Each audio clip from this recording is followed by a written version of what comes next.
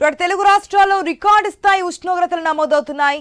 ఏపీలోని 34 మండలాలకు red alert, మరో 171 మండలాలకు ఎల్లో అలర్ట్ జారీ చేశారు అధికారులు. మరికొన్ని మండలాల్లో వడగాలులు ఉంటాయని, ప్రజలు అప్రమత్తంగా ఉండాలని సూచించారు అధికారులు.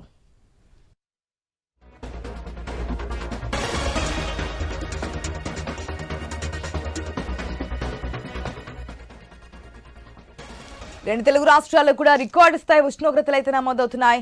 ఏపీలోని 34 మండలాలకు రెడ్ అలర్ట్, మరో 171 మండలాలకు ఎల్లో అలర్ట్ జారీ చేశారు అధికారులు. పూర్తి అప్డేట్స్ తెలుసుకుందాం మా ప్రతినిధి రాజు ద్వారా. గుడ్ మార్నింగ్ రాజు.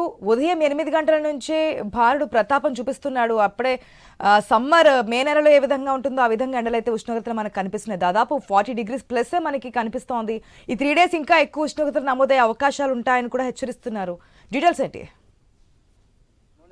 ఏదైతే మార్చి 2వ వారం నుంచి కూడా సూర్యుడు తన ప్రతాపాన్ని అయితే చూపిస్తున్న పరిస్థితి కనిపిస్తుంది. గత 3 రోజులుగా కూడా ఏపీ వ్యాప్తంగా అనేక జిల్లాల్లో అయితే రికార్డు స్థాయిలో ఉష్ణోగ్రతలు నమోదవుతున్న పరిస్థితి ఉంది. ఉదయం 6 గంటల నుంచి కూడా భానుడు తన ప్రతాపాన్ని చూపిస్తూ ప్రజల మీద అయితే తన ఆగ్రహాన్ని వ్యక్తం చేస్తున్నాడు. ఎందుకంటే వాతావరణంలో చోటు చేసుకుంటున్న మార్పులు కావచ్చు, పర్యావరణంలో దెబ్బతింటున్నటువంటి సమతుల్యత కారణంగా ఈ ఎండలైతే ఉష్ణోగ్రతలు తీవ్ర స్థాయిలో రికార్డు అవుతున్నట్టు ఇప్పటికే పర్యావరణవేత్తలు అయితే చెప్తున్న నేపథ్యంలో ఈ సంవత్సరం వేసవి ఇంకా దారుణంగా ఉంటుందని చెప్పి ఇప్పటికే అంచనా వేయడం జరిగింది. విపత్తుల నిర్వహణ శాఖ కూడా కొన్ని సూచనలు చేయడం జరిగింది.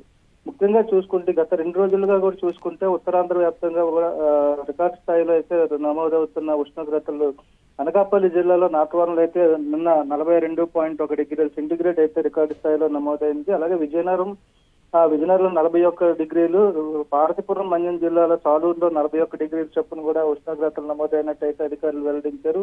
ఇది మరి వచ్చే 2-3 రోజుల్లో కూడా దీని ప్రతాపం ఇంకా ఎక్కువగా ఉండే అవకాశాలు కనిపిస్తున్నాయి. ప్రజలు అప్రమత్తంగా ఉండాలని చెప్పి కూడా అధికారులు చెప్తున్నారు. ముఖ్యంగా ఏదైతే ప్రస్తుతం పరీక్షా కాలం నడుస్తుంది, ఈ రోజు నుంచి 10th క్లాస్ పరీక్షలు కూడా మొదలవుతున్నాయి. అదేవిధంగా పరీక్షా కేంద్రాలు ఇచ్చినటువంటి స్కూల్స్ కి మధ్యాహ్నం పాఠశాలలో ఉట్టిపూట పాఠశాలలు కూడా నడుస్తున్నాయి. అంటే 1 గంటకి వాళ్ళు వెళ్ళవలసి ఉంటుంది. అంటే ఒక ఎండ తీవ్రత ఏ స్థాయిలో ఉంటుందో దాన్ని బట్టి విద్యార్థులు అయితే చాలా ఇబ్బందులు పడే అవకాశాలు ఉన్నాయి. విద్యార్థులతో పాటు వృద్ధులు, అదే ఇతర రుగ్మతలతో ఉన్నటువంటి ప్రజలందరూ కూడా ఈ ఎండలకైతే తీవ్రమైనటువంటి ఇబ్బందులు ఎదుర్కోవాల్సి వస్తుంది.